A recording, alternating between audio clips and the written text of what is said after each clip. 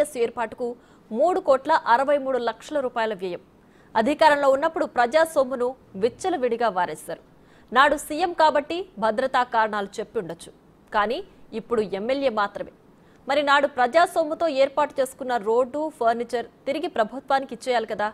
అలా కాకుండా CM camp ఆఫీస్ను party కార్యాలయంగా మార్చుకున్న జగన్ ప్రభుత్వ ఖజానా నుంచి ఏర్పాటు చేసుకున్న సౌకర్యాలను ఎలా వాడుకుంటారనే ప్రశ్నలు వినిపిస్తున్నాయి.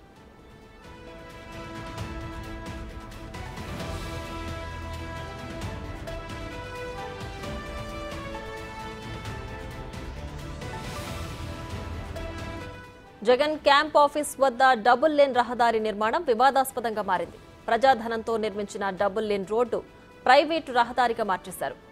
1.5 కిలోమీటర్ల రోడ్డుకు 5 కోట్ల రూపాయలు ఖర్చు చేశారు.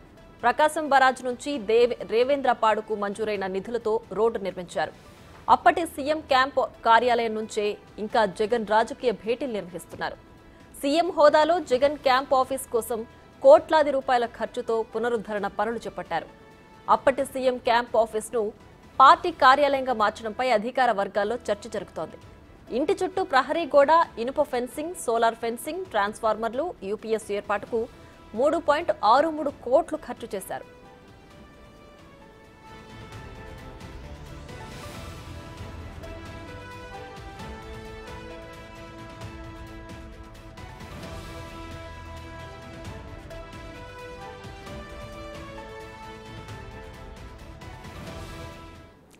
ఇక ఇదే అంశానికి సంబంధించి మరింత సమాచారం మా ప్రతినిధి మల్లికార్జున్ లైవ్ లో అందించడానికి సిద్ధంగా ఉన్నారు. మల్లికార్జున్, చెప్పండి. అయితే సీఎం హోదాలో ఉన్నప్పుడు గత ప్రభుత్వంలో జగన్ 1.5 కిలోమీటర్ల రోడ్డుకు 5 కోట్ల ప్రజాధనాన్ని ఖర్చు చేశారు. సో ఇప్పుడు ఇది వివాదాస్పదంగా మారుతోంది. దీనికి సంబంధించి డీటెయిల్స్ ఏంటి?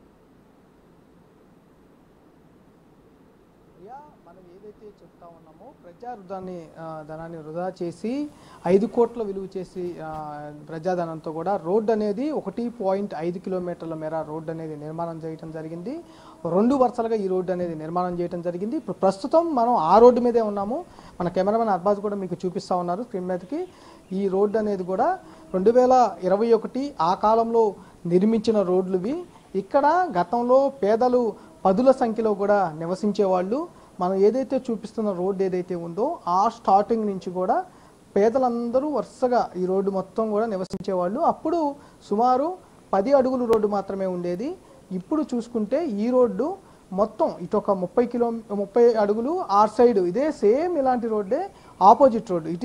ఇది వెళ్ళే రోడ్డు అయితే దీని పక్కది ఆపోజిట్ రోడ్డు, అది కూడా సేమ్ అంతే 30 అడుగుల రోడ్డు. మొత్తం 60 అడుగుల రోడ్డు అయితే దాదాపుగా 5 కోట్లు ప్రజాధనంతో కూడా నిర్మించిన పరిస్థితి ఉంది. దీని ముందు వరుసలో కూడా అప్పుడు గతంలో 2021 ఆ సమయంలో తెలుగు తల్లి విగ్రహం కూడా ఉండేది. చాలా సంవత్సరాల పాటు కూడా విగ్రహం అనేది కొనసాగుతూనే ఉండేది. ఈ తాడేపల్లి పురపాలక సంఘానికి మకుటంగా ఉండేది. విజయవాడ నుంచి వారధి దిగి తాడేపల్లి ఎంటర్ అయ్యే వాళ్ళకి ఆ తెలుగు తల్లి విగ్రహం ఆహ్వానం పలుకుతూ ఉండేది. దాన్ని పెద్ద విగ్రహం దాదాపుగా 30 నుంచి 40 అడుగులు పైగా విగ్రహం ఉండేది. దాన్ని కూడా ఇక్కడ తీసివేసిన పరిస్థితి, మరోసారి ఏర్పాటు చేయని పరిస్థితి కూడా ఆడ కనిపించింది. ఈ నిధులన్నీ కూడా ఏదైతే ప్రకాశం బ్యారేజ్ ఉందో ఆ ప్రకాశం బ్యారేజ్ నుంచి మన కెమెరామెన్ పక్కకు చూపిస్తున్న రోడ్డు ఏదైతే ఉందో ఆ రోడ్డు నిర్మాణానికి, అంటే ఇది తాడేపల్లి నుంచి కూడా రవీంద్రపాడు వెళ్ళే ఒక గ్రామం అయితే ఉంది.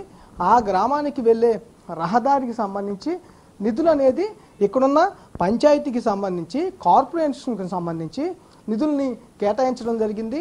ఆ నిధులతో ఇక్కడ జగన్మోహన్ రెడ్డి ముఖ్యమంత్రిగా ఉన్న సమయంలో 2021 ఆ సంవత్సరంలో నిర్మాణం అనేది చేపట్టడం జరిగింది.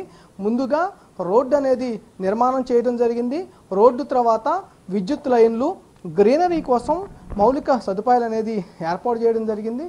మొత్తం కూడా ఈ రోడ్లని ఏర్పాటు చేసిన తర్వాత మన కెమెరామెన్ మీకు ఏదైతే చూపిస్తూ ఉన్నాడో బారిగేట్స్ దాదాపుగా ఒక 15 అడుగుల నుంచి 20 అడుగుల బారిగేట్స్ అనేవి కనిపిస్తూ ఉన్నాయి. అవి కూడా రీసెంట్గా అంటే ఒక 4-5 నెలల క్రితమే ఈ పార్కు కానీ కింద ఆహ్లాదకరంగా పూల మొక్కలు కానీ, అంతేకాకుండా గేట్స్ అనేవి కూడా మొత్తం 1.5 కిలోమీటర్ల వరకు కూడా మొత్తం నిర్మించిన పరిస్థితి కూడా ఉంది. మొత్తం గ్రీనరీ కూడా ఈ మొత్తం అంతా కూడా ఇక్కడ ఉన్న పురపాలక శాఖ తరఫు నుంచి ఇక్కడ పురపాలక సంఘం తరపు నుంచి కేటాయించిన నిధులు ఉన్నవి.